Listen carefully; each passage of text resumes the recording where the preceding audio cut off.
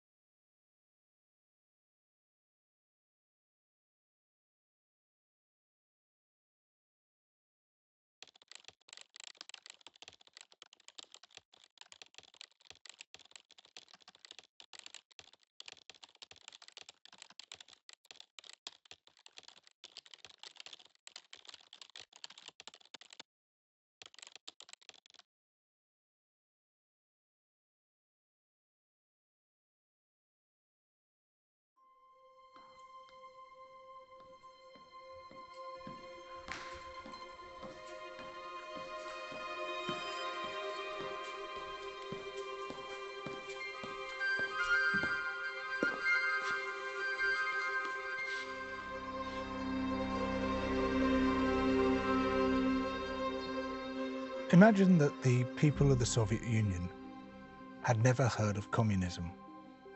That's more or less where we are. The dominant ideology of our times, for most people, has no name. If you mention it, most people respond with a shrug. What do you mean? What's that? Even people who have heard the name would struggle to define it. Neoliberalism. Do you know what it is?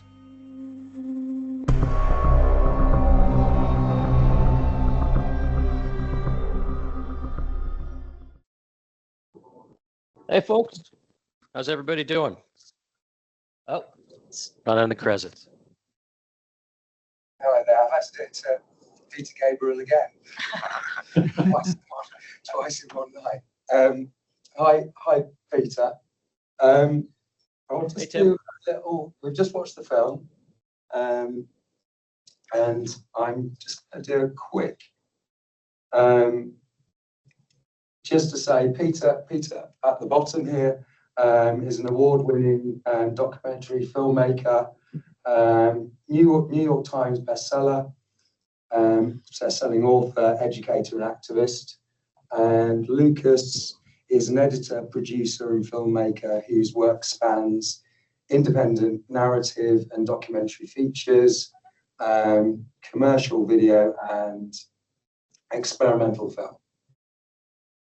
And George Monbiot was potentially going to a super busy chat, so couldn't make it. And Jeff Cox also, which I introduced you both to earlier on, couldn't make it as well. So to kick off the, whereabouts in the States are you? Just to start off. Go ahead, Peter.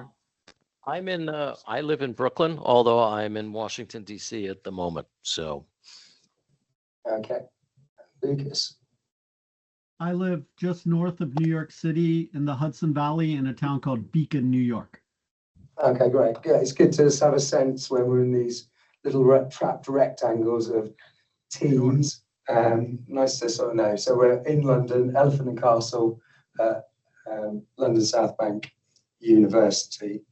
So I'll kick off with a question, which is less about the content or the theme of neoliberalism, but more about AI-generated imagery. So to start, could you talk about your decision to use AI-generated imagery in the film, why you chose this approach, how people have responded to it so far, and how it connects to your own sort of position on using AI in creative work? Starting us off with a real light question. we're just gonna dive right in here. That's great. Peter? You want to let me take it, and then I'll mean, hand the baton off to you. Yeah. Why don't you get started?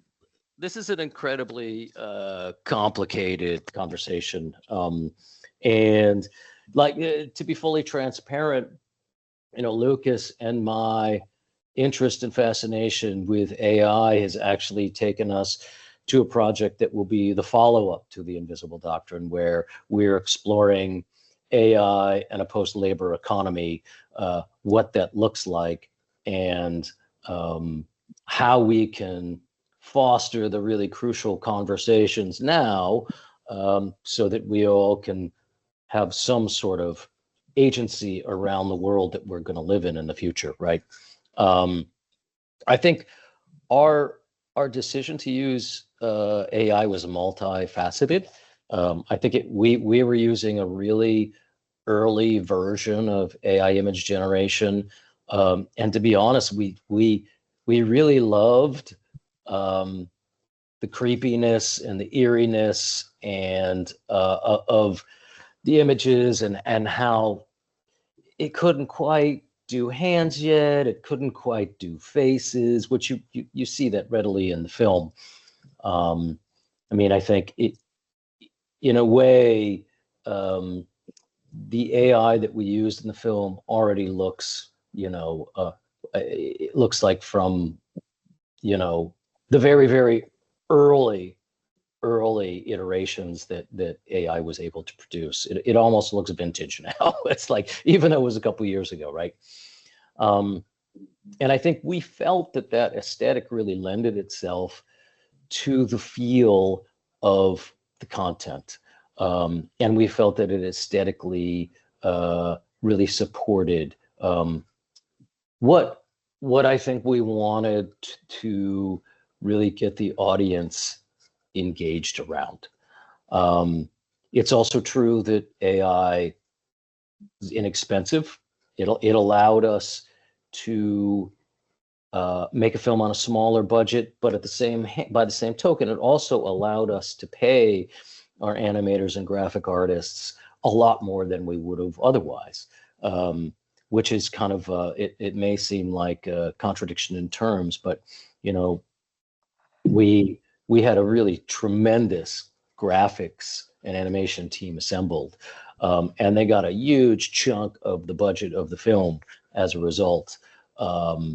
It's not all AI generated imagery that you see in there. So, Lucas, what am I missing? I mean, you had also mentioned about how it's been received, and we've gotten a whole range of people's responses. Some folks think that the film is dynamite visually, and certainly that's how we feel. But other folks, they get caught up on of any use of AI, and therefore some people have refused to even watch the film. Some people, just throw the AI slop label at it, and that's a shame, because I think if you talk about how a film was made versus the content of the film, you're not talking about the same stuff. So Yeah, that's right. And the AI statement was which you have on your website was sort of born from the reactions to the use in the film.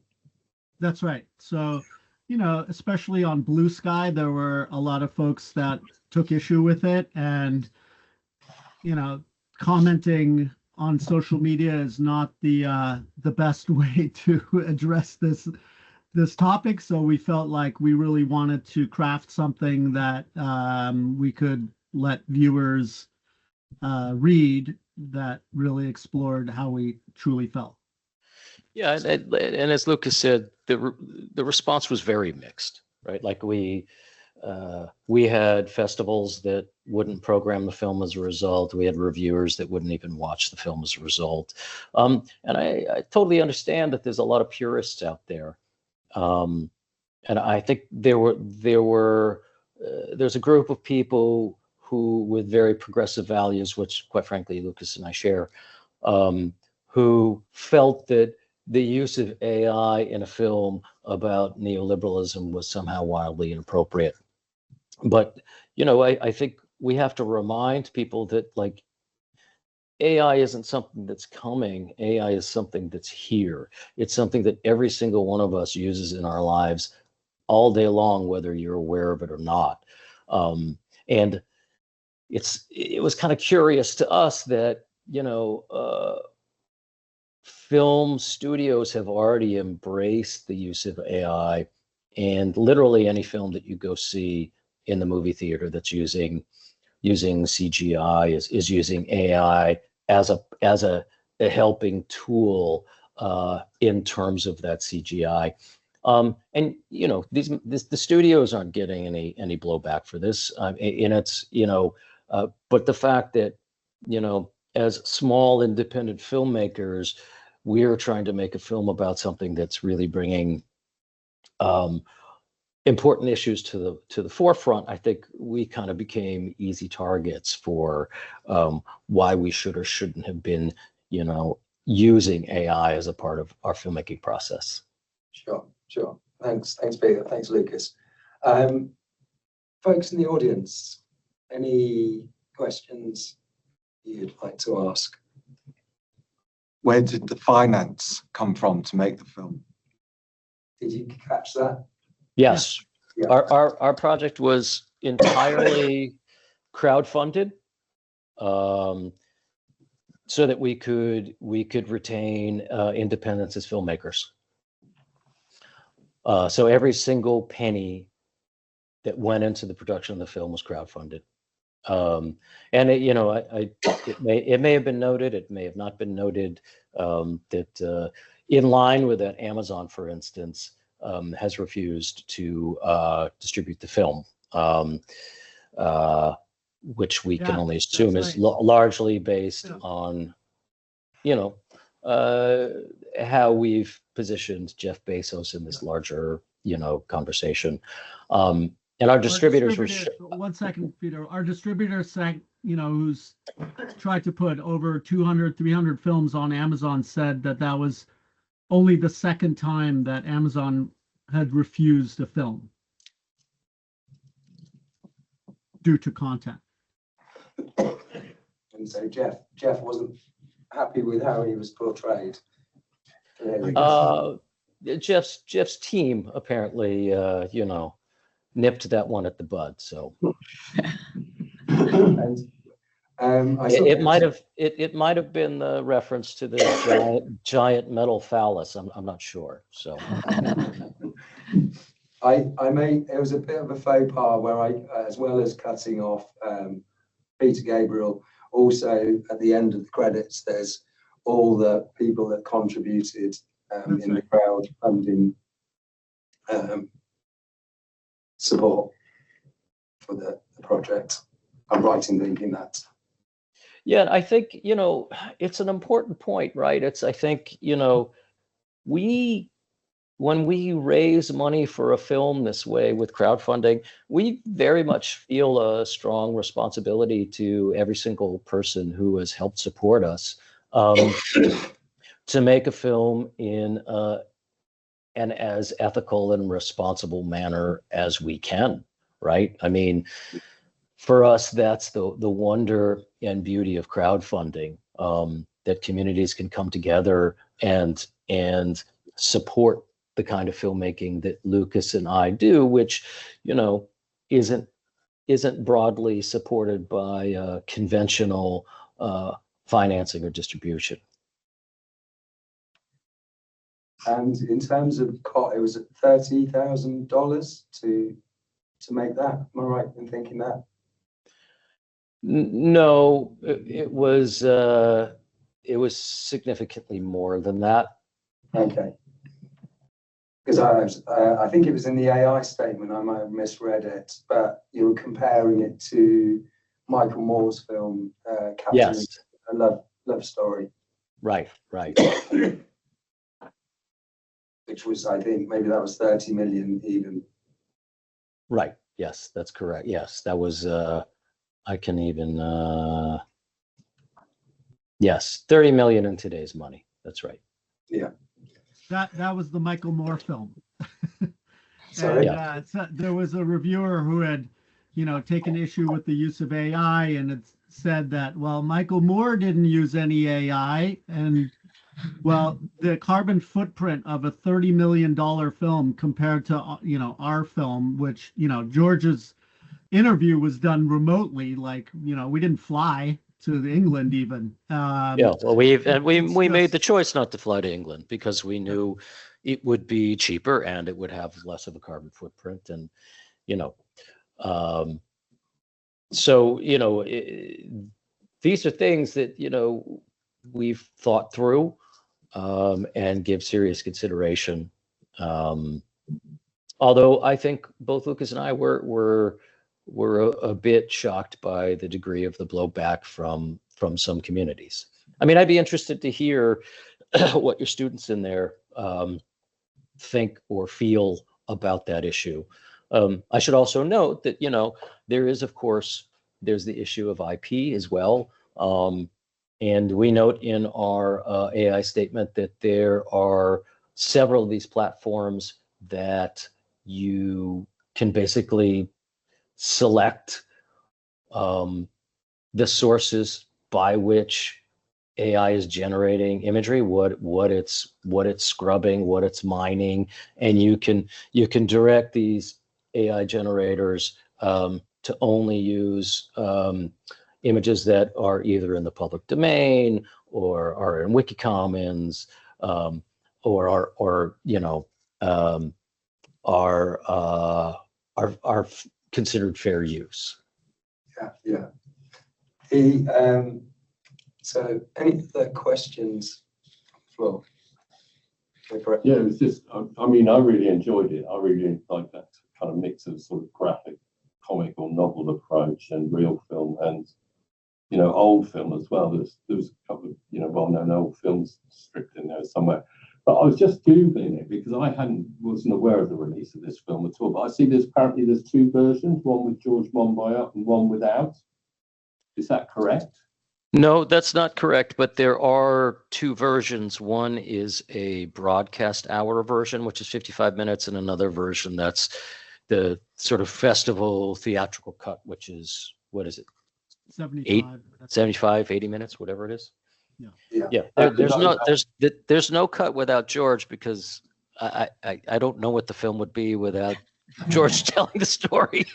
I know, it's just that it does say there was a version released in August of this year with George Monbiot, but when it talks about the version that was released in August 2024, it doesn't mention his name. I mean, I assumed he was in there somewhere or other because it's his book, obviously.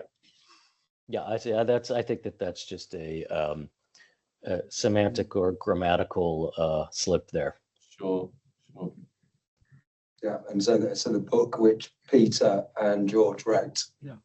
Yeah, we will say the book came out of the movie. So basically what had happened was Peter and I had been bouncing around an idea to do a film on neoliberalism for, 7 years or so, and there was an article that George had written in The Guardian in 2016 about neoliberalism that kind of made its rounds and went viral on a lot of social media pages, and it came back around, and we both agreed, like, wow, this is our guy, this is who we want to use to voice the message. And so that's how the film began. And then once Peter and George really fleshed out that article and made it into a script for the film, then they approached some publishers, and that's how the book came to life. And then the book has done incredibly well in the UK. It was a bestseller. There's also an American version through Penguin, so it really kind of exceeded our wildest imagination as far as how well the book's done. The screenings have been fairly limited. We've gotten a decent festival run, but it's really great to hear feedback, because we don't get to be in the presence of an audience often. Yeah, I mean, for what it's worth, both the book and the film have really been embraced by UK audience. Almost all of our theatrical screenings, actually all of our theatrical screenings outside of festivals, have been in the UK. And I've only been able to be at a handful of them because obviously, I don't live there.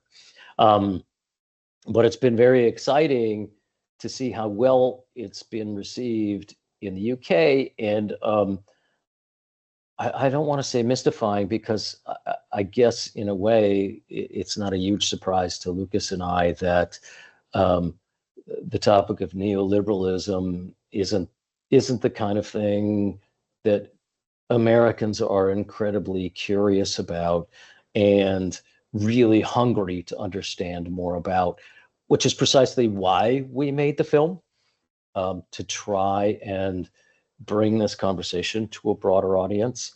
I think it's a really interesting dynamic.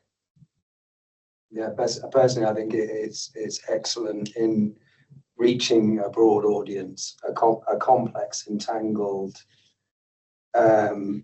thing that you can show it and get you can get an understanding of that complex story.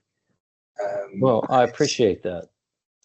It's often tackled with very dense academic approach, which makes it the audience is limited, so I think That's right. It's really sort of commendable. Other question over here? Yeah, so I also really liked the look of the film as well. I thought that you kind of, while obviously there's the generative AI aspect, it's integrated, there's a sense of collage in how it comes together, and there's clear craft there, and obviously that's, I think, one of the things that for me overcomes the concern with using generative AI. But I was just wondering, so earlier you touched on, Peter, the idea of versions and releases of different models, and a model that comes out at a certain time, it kind of gives an anachronistic look, like this is an AI model at this point in time. And so well said. That's a great adjective. So and so obviously one thing that comes from that for me was, obviously this is a market process, right? We've got new versions coming out. We don't even need planned obsolescence because they're obsoleting themselves. And was that something that you were conscious of when you were working and coming up with this visual grammar that you used? I mean, it was really from when we started kind of experimenting with the AI stuff, which was really in like March 2023. And I had this aha moment where I was looking for images of like Ronald Reagan handing out, the Heritage Foundation documents to his cabinet members. And I think that was the very first thing I was trying to get visuals of.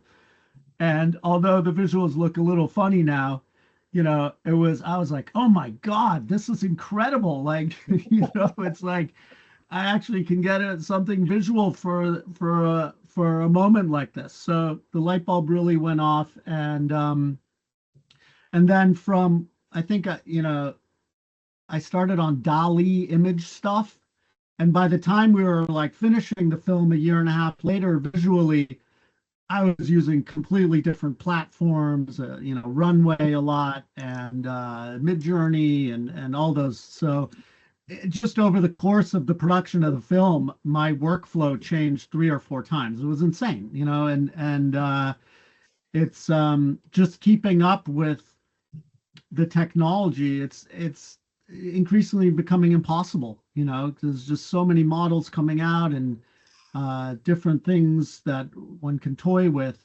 that we kind of knew that was, going to happen pretty quickly.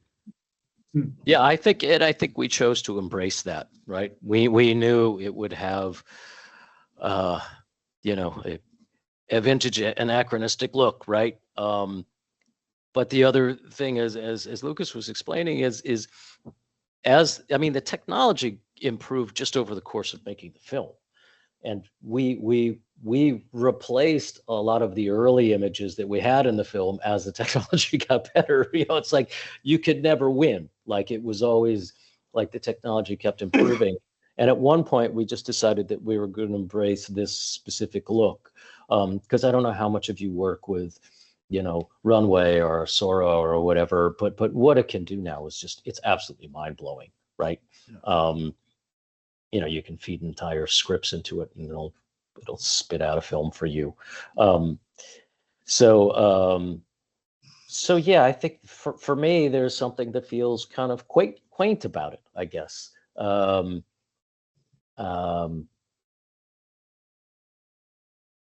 Yeah, so I sort of collect the models over the period and run image generation, video generation, so forth, locally as well. It takes more time. You might leave a batch running overnight, and you might when you get to understand, because the models are a representation of a problem. So they are the problem that generative AI images is, how do you create random noise into some coherent image, and how each model is, I sort of tend to see them as infographics rather than a photograph of a model. Yeah. And you might find one's particularly good for a killer clown, but another model won't be so good. And the idea of using, have you thought about, because the tools you mentioned are kind of cloud-based, and what's emerged over the period when it was generative AI images was kind of found its mainstream usage of using local data, and now we know about the water usage to keep these data centers super cool and running. That's right. Electricity and Yep. how using local based tools might be quite an interesting limitation, let's say, because it's for the forthcoming film. There's also the advantage of, and this also became true as we were making the film, I would run up against image violations more and more, right? Like, they weren't that into you having images of certain politicians and things like that. And I imagine if you're running that locally, that a lot of those guardrails, Yeah, you have no guardrails. You go. So switch it off. And lots of the tools now I'm noticing them being just one big button. You write the prompt, click. Right. And you get another kind of novel output, which encourages you then to click again with little control. Right. So all those sliders, the negative prompts, all these other things and weightings are starting to be stripped out for end users. So which is another reason to use tools like Invoke or Comfy UI as a local interface to explore workflows and control and choose models that are good for something. One might be good for photography, one might be good for illustration, or train public domain. I think you're spot on there, and I think Lucas could speak to which platforms, at least in the context of our film, worked better with certain types of images. Like the Killer Clowns is a great example. That was I thought which platform did you use for the Killer Clown stuff? Do you remember? My guess is that was probably the images were created in Midjourney. Because you could really go through the film and I think once you've worked with these different platforms enough, there's a different aesthetic for each of these platforms that you can pinpoint it in the film itself. And I guess it's in your workflow.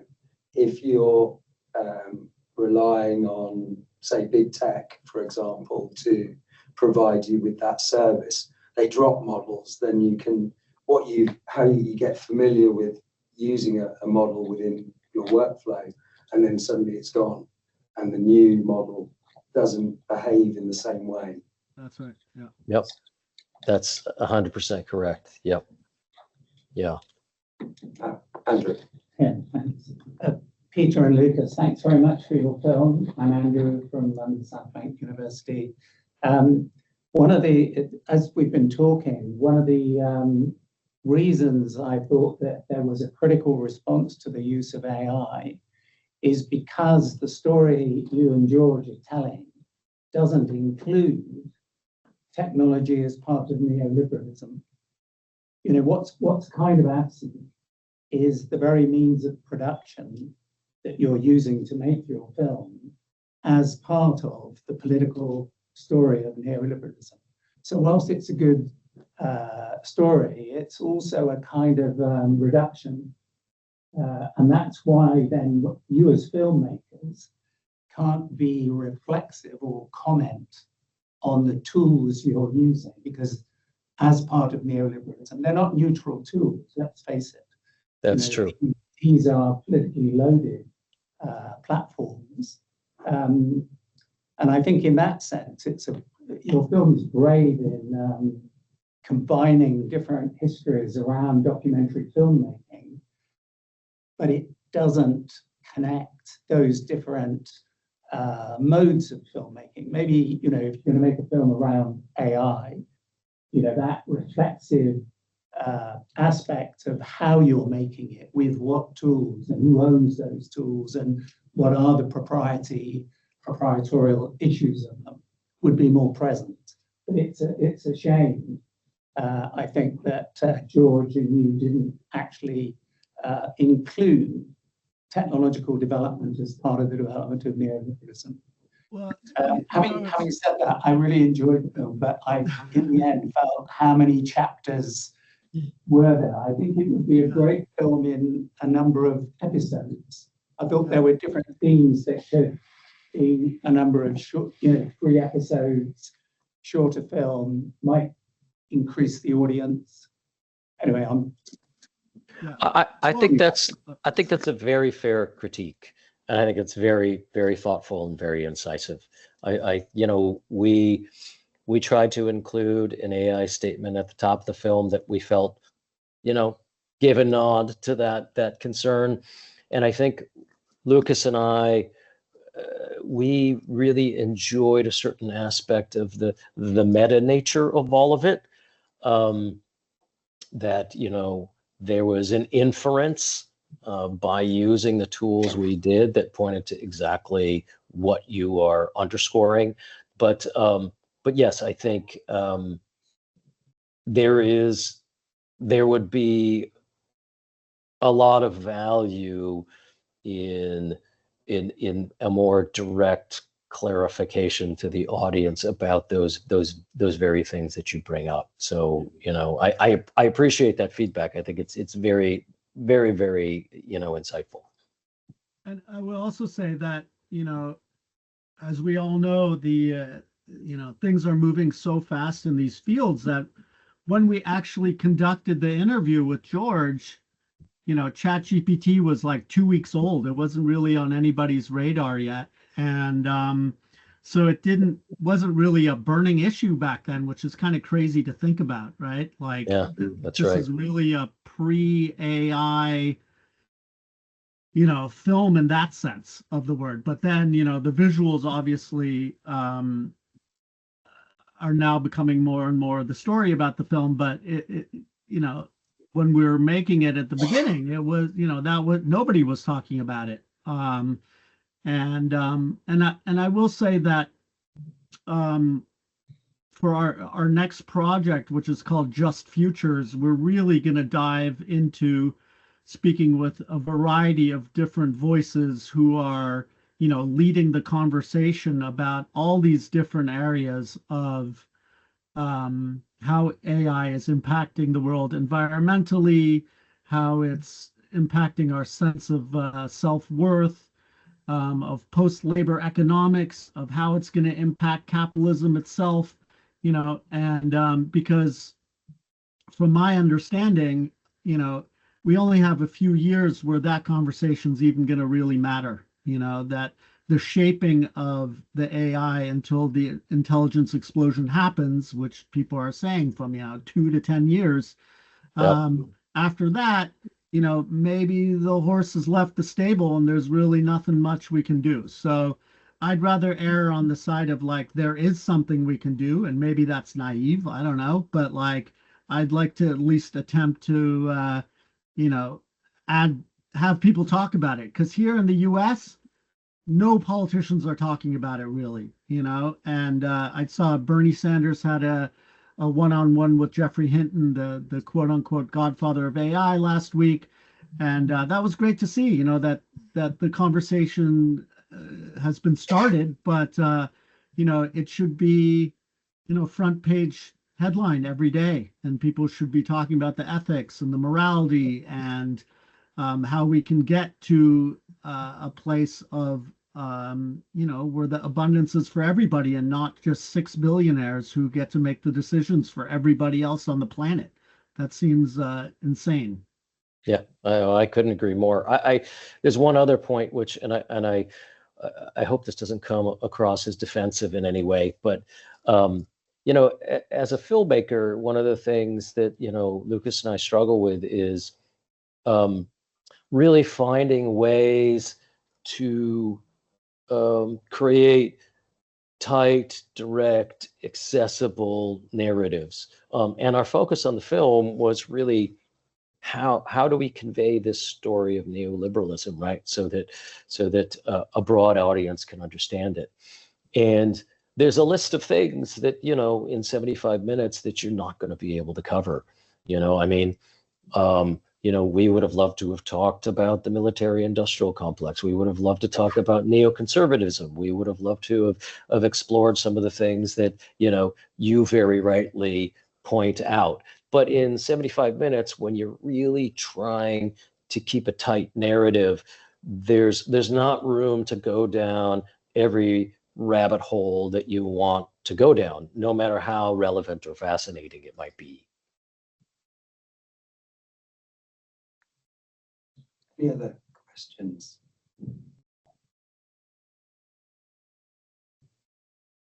Yeah, everyone's looking a bit tired. It's been a Oh long, yeah, it's probably pretty late there. What is it? 8, midnight. 9? I wanted to thank you guys for bringing this into your classroom and allowing allowing it to foster a dialogue, which is precisely why we've made this film. And I'm wondering, just for Lucas and I, be very interested in hearing how viewing this film and this conversation ties in with what you're learning in this specific coursework. So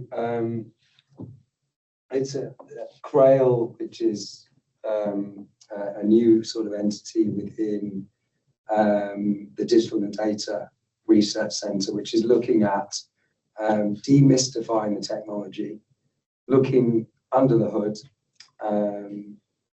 and the environmental impact, bias in these systems to a broad audience through workshops and talks like this, and screenings and events. So it's a fledgling entity, but kind of going well, and also bringing, which I like to do with this recording, is play it to my students where we discuss things across to do with generative image making, and this will be a really useful talk. Andrew could probably talk about the Centre for the Study of Networked Image, where this sort of situates itself, I think, as well.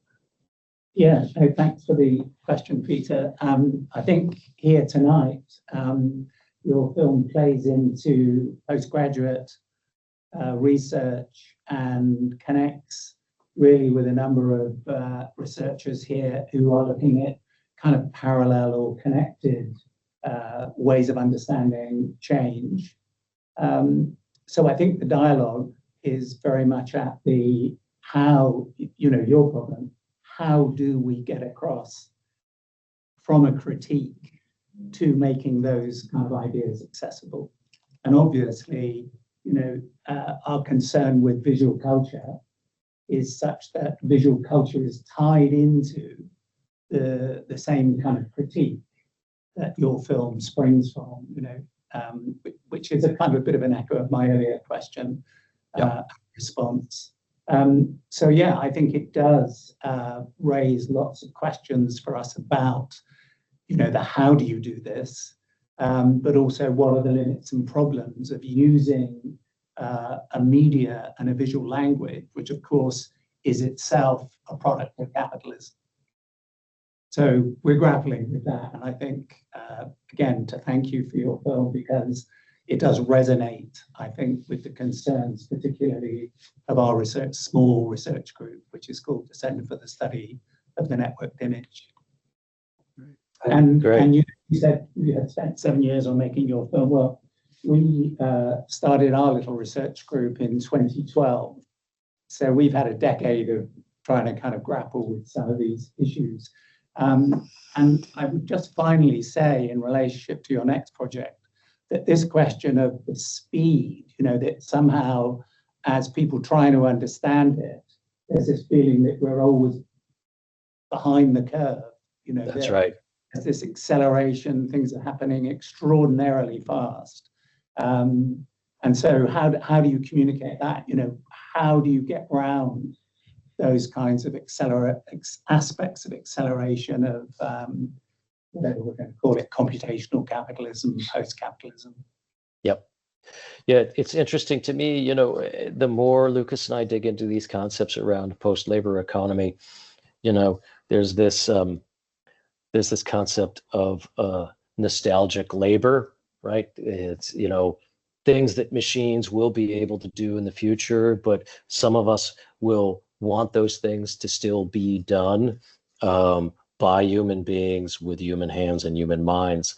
And one of the things I wonder is that if we will reach a point where we'll have largely machine-made, film content, but it'll be something special when a filmmaker makes the decision not to use any of these tools and says, hey, this is we're doing this old school, we're not using any of this AI technology.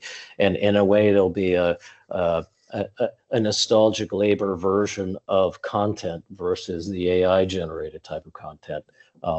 Just something that we're thinking increasingly about. So yeah, I mean, and we saw that in a small way, around the year 2000 when, digital cameras were replacing film cameras, and the post-production completely changed with that. And, the good aspects of that that it was incredibly democratizing. You know, it allowed people to have access to tools for a fraction of the cost that they were before. You know, when I was in film school in the 90s, you know, I started cutting physical film. And then the next year we switched to computers. You know, I was like the last year of cutting physical film. And I'm glad I had that experience, but there's no way I would, you know, spend thousands of dollars on getting film developed when, you know, when I could make things far cheaper for, you know, a student film back then. And so I think that's a small example. Obviously, AI is, you know, something that no human being has ever encountered before. You know, our physical makeups are not used to experiencing the exponential growth that we're all being thrown into. You know, we're not used to things doubling every 6 months, and that is, you know, incredibly frightening. And it also makes, just gives a general sense of like, you know, whether it's good or bad, is just a sense of like change is coming, and that's always just scary. And you know, and it's potentially massive change. You know, and I have 2 kids. I think about this all the time. Like, you know, what is of value to teach my 7-year-old and my 10-year-old? You know, when by the time my kid graduates from high school, you know, it'll like will be merged with robots. You know, I mean, it's kind of nuts to think about, but it's just fundamentally, I think it's what we've always championed in liberal arts education. You know, like critical thinking and being able to make better decisions for yourself. You know, I don't know. That's what comes to mind. That's great insights. There's a mantra in the sort of neoliberal university about efficiency, speed, AI within the workplace, and so by using local tools, I find them they're slow. You consider your prompts. They're slowing down in using this technology, while there's this big drive to speed up and do things faster and faster, and sort of less sort of considered. In terms of education, we've been doing a project called Ways of Machine Seeing, which was about AI literacy and visual literacy within secondary education, so from 11 to 16, and also looking at unplugged activities to understand the technology. So rather than, because of barriers in certain schools of having access to equipment. So, for example, using collage to represent what a large language model does, for example, cutting up text to understand tokens of tokenization of output and things like that, and also looking at primary and how parents can talk to their 5-year-olds about this technology, which will become invisible as well. And so we're looking at those sort of literacies right through to research and PhD. So it's sort of improving AI literacy, so it runs through right from 0 to, you know. So we'd love to contribute regarding that on your Just Futures film. Yeah, we would absolutely love to, you know, stay in touch with you as we work through that project. We're really interested in what you're doing across the pond as well with this stuff. So let's please continue to stay in touch and have these conversations. What sort of differences there are in educational systems your side of the pond and ours. And Oh boy. Oh, boy. Oh boy. Right, I have to go. Thank you very much. Okay, thanks very much. Really interesting. Someone's skedaddling. I think we've gone. We could talk much All more. the time, yes. Some people have to shoot. Yeah. Andrew's about to shoot. It's a shame you couldn't see faces. You can only see me or Tooney in the corner, but the camera doesn't point that way. But I'll let you two escape, and thank you so much for your time today. Well, thank you so much for having us.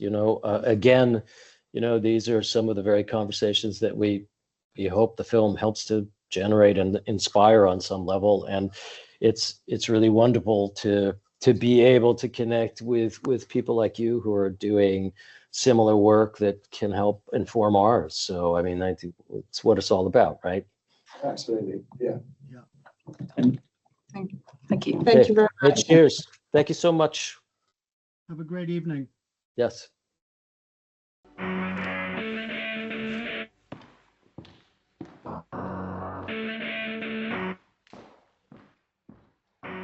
I woke up and the world outside was dark, all so quiet before the dawn.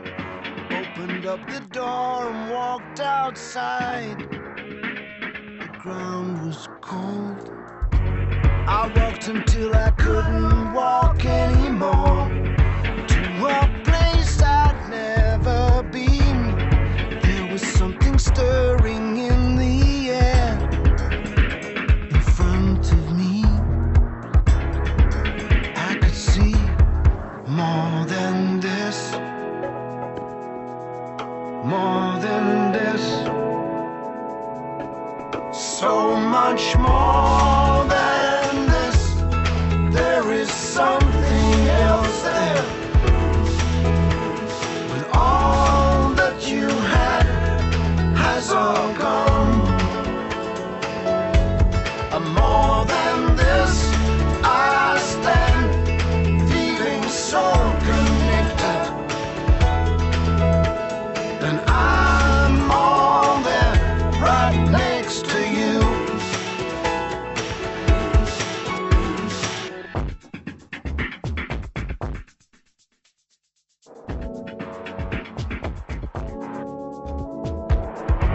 It started when I saw the ship go down. I saw them struggle in the sea, and suddenly the picture disappears in front of me. Now we're busy making all our busy plans on foundations built to last, but nothing fades as fast as the future.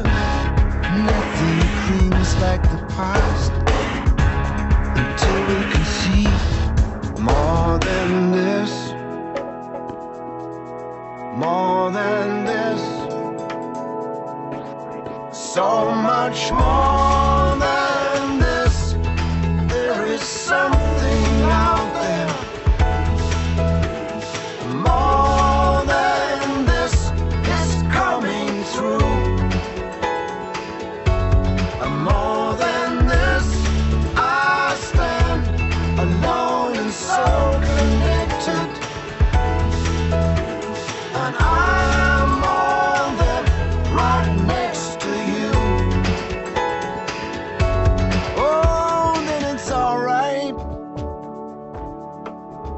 when with every day another bit falls away.